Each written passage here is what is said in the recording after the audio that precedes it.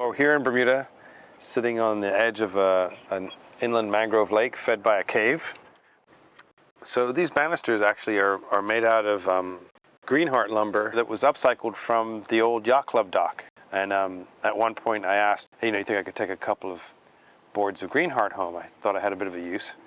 And he says to me, oh, those guys are fighting about who should get it. He says, take what you want. As old as they were, they had to be at least 50 years old.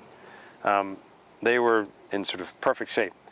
8 years later, my daughter was about to be born, and I decided I needed to sort of deck this little patio you see behind me. And I went and recovered these boards that had been sitting in the trees there for about 10 years, and they were still in perfect shape. And I built a deck out here.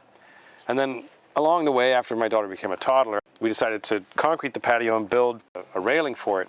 So those planks went from the yacht club to a pile over there, down as a deck, and then remanifested here. And I also built, funny enough, because of the nature of the wood, I actually built a very specific Greenheart grate so that if she did fall in down here, she couldn't be sucked in that way. And those are still there with their, about 2/3 of the feet are wet, probably 90% of the time. And it's still there, and I built that, my daughter's 20, so about 19 years ago.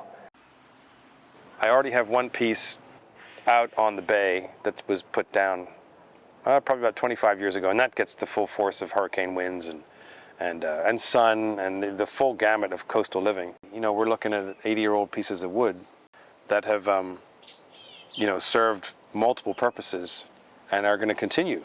Actually, and I don't anticipate in my lifetime ever having to look at this. This hasn't moved. I mean, honestly, quite proud of it, to be perfectly honest.